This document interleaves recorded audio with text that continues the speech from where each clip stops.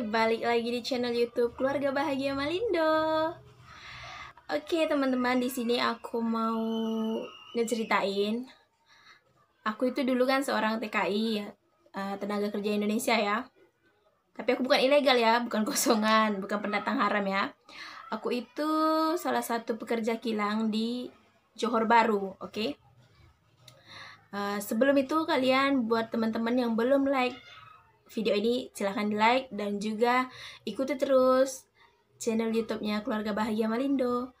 Dan jangan lupa tekan subscribe di bawah ini agar channelku lebih berkembang lagi dan lebih baik lagi dan lebih bagus lagi, oke? Jangan lupa.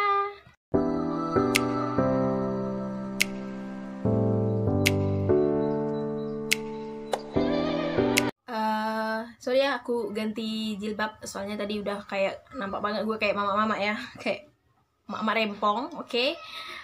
Di sini aku mau ngeceritain kalau aku itu adalah salah satu TKI tenaga kerja Indonesia yang bekerja di luar negeri. Di mana? Ya di Malaysia. Oke, aku kerja di Malaysia itu udah ada 4 tahun ya. 4 tahun aku kerja di Malaysia dan 4 tahun itu disitulah aku berkenalan dengan suamiku sekarang ini. Jadi banyak nanya nih, di sana kerja apa? Oke, aku di sana itu kerja kilang ataupun PT. Aku kerja PT itu sekitar 4 tahun. Ya, 4 tahunnya aku udah bilang tadi 4 tahun, oke? 4 tahun. Oke? 4 tahun aku bekerja itu ya, aku banyak banget mendapatkan wawasan seperti ialah di kilangku itu bukan hanya orang Indonesia dan banyak lagi dari negara-negara lain, contohnya semacam Myanmar, Vietnam, Nepal, dan ya itu aja, warga negara Malaysia, Indonesia. Jadi di kilangku itu bermacam-macam bahasa. Dari situ aku memahami bahasa mereka sedikit demi sedikit ya. Tapi kalau bahasa Nepal aku memang tidak tahu apa-apa ya. Di kerjaku itu ya namanya juga kita kerja sama lain bangsa kan. Jadi kita harus bisa ya berinteraksi dengan mereka dengan bagus, dengan baik. Tapi kan kalau di tempat kerja ini kadang kan ada yang ya tahu aja ya. Kalau aku mau ngebedain gitu ya, kalau lebih enak kerja di mana sih, di Indonesia atau di Malaysia gitu. Kalau aku sih ngomongnya lebih enak kerjanya di sana ya, di Malaysia, karena kalau di Malaysia itu orangnya ya kayak orang tempatan itu orangnya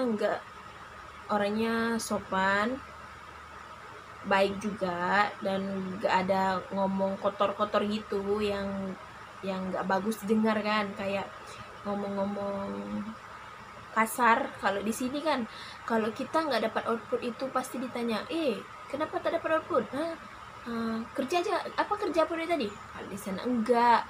Kalau di sini kita kerja walaupun mesin rusak, walaupun apa-apa itu yang rusak, kita akan tetap disalahkan. Tapi kalau di sana, di PT aku ya, di kilang aku itu cuma ditanya kenapa kamu tidak dapat output, apa alasannya, kamu tinggal tulis di paper ini, di kertas output itu kenapa kamu tidak dapat, nanti bos yang akan menuliskan di monitor.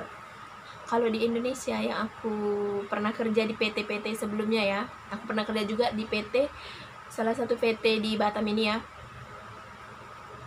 ngomong sedikit aja nanti kan di land, Bodat, ngapain kau ngomong terus, bercerita terus kerjamu ya, kayak gitu. Tapi kalau di sana, kalau kita mesin hijau nggak ada merah, itu nggak ada masalah, nggak ada bos yang marah. Tapi harus teliti lah dengan barang kita, jangan sampai ada yang reject, jangan sampai ada yang ya masalah lah. Tapi kalau di sini, kalau yang di PT lamaku ini yang ada pernah aku kerja tadi, yang aku bilang di Batam ini, ya nggak tahu ya, orang yang baru naik jabatan sedikit udah kayak merasa paling bos sedunia. Tapi kalau di sana nggak, semua sama, nggak ada beza sedikit pun. Kalau dia atasan ya kita menghormati dia, kita segan sama dia. Tapi kalau di sini bukan segan kita, tapi takut. Lain segan, lain dengan takut ya, itu beda. Kalau segan itu dia lewat aja kita macam. Tapi kalau takut udah kayak tengok hantu, kalau boleh lari, nggak usah tengok muka dia. Ya, aku pernah ditawarin sih waktu aku udah lockdown di sini kan. Lockdown udah lama, udah 6 bulan. Pernah ditawarin disuruh masuk ke PT lama yang ada di Batam ini, aku nggak mau.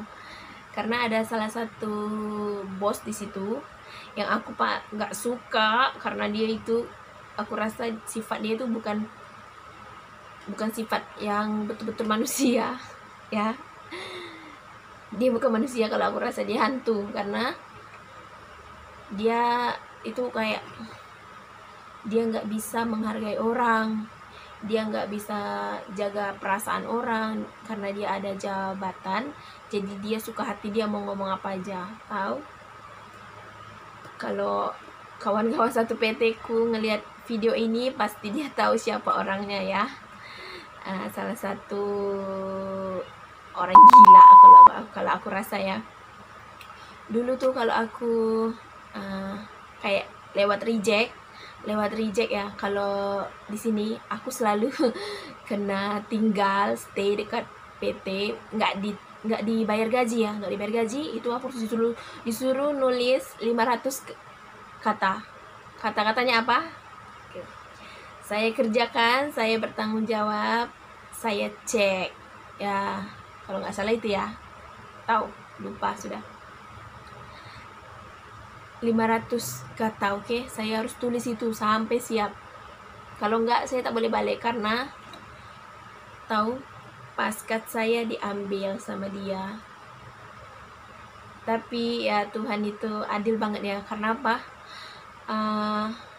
Waktu di Batam itu aku mendapatkan PT yang menurut aku itu banyak banget dugaan ya. PT pertama aku dapat plastik, PT kedua aku dapat plastik yang, tahu kan kalau plastik itu nggak ada AC, panas, nggak ada aircon, panas banget, apalagi molding. So di PT yang aku pergi ke Malaysia, yang aku daftar di PJTKI, di salah satu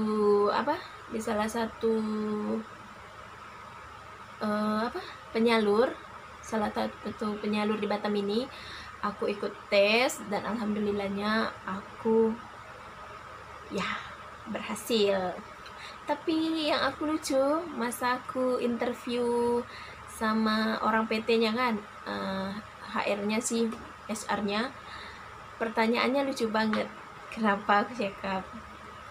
Aku banyak sih interview di PT-PT lain di Indonesia ya. Aku masuk aja, tahu nggak dia tanya apa? Siapa nama awak? Saya sebut nama saya. Lepas tu dia cakap, dah pernah mengandung? Muka saya terus berubah macam ni. Saya fikir macam, dia ni gila ke apa ni? Masa tu umur saya 20 tahun. Lepas tu dia tanya saya dah pernah mengandung. Dia cakap macam tu. Siapa yang tak marah? Mesti marah kan? Saya di situ, saya betul-betul marah dengan yang interview saya. Saya cakap, abang ni dah kenapa? Interview kok kayak gitu? Aku bilang kayak gitu kan. Ini interview atau apa sih? Dia senyum. Lepas itu aku cakap, senyum pula itu. Kenapa pula senyum? Ini interview atau apa? Saya tanya lagi, kenapa kamu marah? Dia bilang kayak gitu sama aku. Kenapa kamu marah? Ya marahlah. Kalau interview itu nggak ada pertanyaan kayak gituan.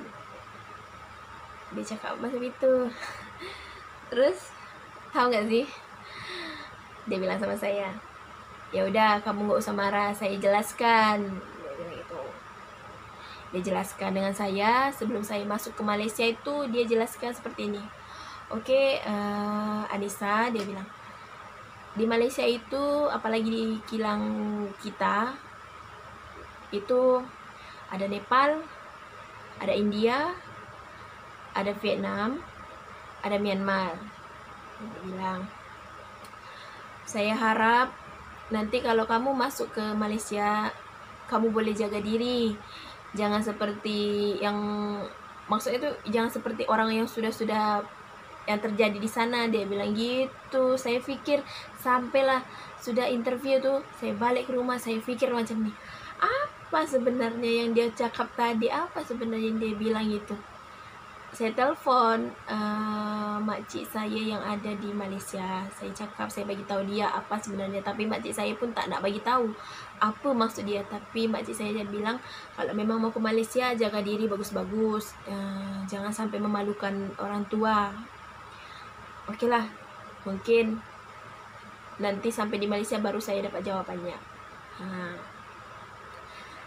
Setelah itu saya interview, lepas itu medical saya bayar sendiri ya, 500.000 itu ke ke rumah sakit tempat saya medical itu. 500.000 masa itu tahun 2015 ke 16 ya, saya lupa. Sebab kalau medical memang kita bayar sendiri. Kalau kita kalah, kita tanggung rugi kan. Agent nggak mau tanggung rugi. Terus lama juga saya baru dipanggil, baru diberangkatkan itu sekitar 6 bulan ya, 6 bulan atau sampai saya harus medical kembali. Coba pikir, saya harus medical yang kedua kali, saya bayar lagi 500.000. Oke, saya masa itu saya sudah kerja di tempat baru karena saya udah lama, udah 3 bulan menganggur, duit sudah nggak ada. Oke, saya inilah medical lagi. Alhamdulillahnya bulan 2 saya diberangkatkan masa lebaran, hari raya Cina ya, hari raya Cina. Oke, kongsi pacai. Itulah saya diberangkatkan sama teman-teman saya ramai-ramai dari Batam. Lepas tu sampailah di Johor Bahru, kami dibawa ke hostel. Dibawa ke hostel itu sekitar berapa menit dari situ Lang ya, agak jauh juga sih ke Senai ya. Kebetulan PT aku tuh di Senai perindustrian berapa itu lupa. Saya kerja di situ. Mula-mula saya kerja, saya di mesin. Saya nih bukan apa, lambat untuk menangkap tau. Itu yang saya takutkan bila saya dapat kerja baru. Nanti kalau saya kerja, saya tuh lambat untuk memahami sesuatu yang begitu menurut saya rumit. Tahu. Jadi saya masa training itu 3 bulan. Terus alhamdulillahnya waktu pada itu meeting di pagi hari, salah satu bos saya bilang, ada yang pandai itu nggak komputer? Saya bilang, saya pandai bos. Kau pandai apa saja? Dia bilang. Saya cakap lah, saya pandai Microsoft Word, saya pandai Microsoft ini Excel, saya pandailah kalau untuk komputer biasa-biasa aja. Untuk apa, kalau untuk apakan data saya pandai, bilang. Oke, diangkatlah saya di kerja yang alhamdulillah lumayan tak berat lah kalau menurut saya, karena kerjanya cuman kirim output ke ini aja. Output itu ke ini ke bos. Alhamdulillahnya saya mendapatkan kerja yang seperti itu ya. Lanjut. Oke, lanjut ke yang tadi, yang mau saya bilang tadi kan. Ternyata disitulah saya menemukan jawaban dari yang interview saya masa di Batam itu, HR yang dekat kilang yang dulu kan. Dia bilang jaga diri. Oke, saya udah lihat dengan mata kepala saya sendiri apa maksud dan omongan dia. Ternyata ya saya melihat, karena orang-orang Indonesia di sana memang bukan semua, tapi ada sedikit yang agak inilah melenceng kan. Banyak sih dari penglihatan saya, yang saya lihat, yang saya sudah pandang, saya sudah memahami apa maksud dia. Banyak orang Indonesia yang couple dengan ini ya, dengan Nepal, Bangla. Tapi jujur ya, saya ngelihat itu sebenarnya ilfeel. Sebab apa? Saya bukan mau campur urusan orang. Itu urusan dia ya. Tapi di mata orang tempatan kita itu seperti ya nggak bagus. Satu yang berbuat, semua yang kena imbasnya. Betul saya bilang, satu yang berbuat, semua kena imbasnya. Nanti contohnya, bila mau nikah nanti sama orang Indonesia, nanti bilang yang macam ini, ngapain sama orang Indonesia? Orang Indonesia kan suka couple dengan ini itu, dengan ini itu. Padahal yang mereka lihat itu ya orang lain, tapi yang dibawa kita nggak tahu apa-apa. Dan saya pun tak pernah yang namanya apalagi bergaul dengan mereka, dekat-dekat dengan mereka tuh tak pernah. Jadi ya maaf ya untuk kawan-kawan saya memang kawan-kawan saya pun dekat kilang pun tahu macam mana saya. Memang saya tak suka. Tapi saya minta maaf lah untuk kawan-kawan saya yang tengok video ni, yang pacarnya Nepal ke Bangla ke. Saya minta maaf, okay? Saya tak ada maksud apa-apa pun. Saya cuma ingatkan dia jaga diri baik-baik. Jangan sampai merugikan diri sendiri. Dah banyak contoh-contoh yang terjadi. Lagi contoh-contohnya contoh-contoh yang buruk ya. Yang buruk. Karena di Malaysia itu udah banyak banget sih yang ngecap kalau orang Indonesia, perempuan Indonesia itu seperti ini. Padahal satu yang berbuat, semua yang kena. Dan saya tidak tahu apa-apa, saya pun dikenakan juga. Oke. Saya harap buat kawan-kawan saya yang nonton ini jangan sakit hati dengan apa yang saya cakap. Kalau kawan satu kilang saya, dia memang tahu macam mana saya tak suka dengan orang-orang tu kan. Minta maaf, okay? Saya minta maaf apa-apa pun. Saya doakan yang terbaik buat kawan-kawan saya yang masih bekerja sekarang. Disehatkan badannya, jaga diri elok-elok, jangan sampai pulang memalukan lah.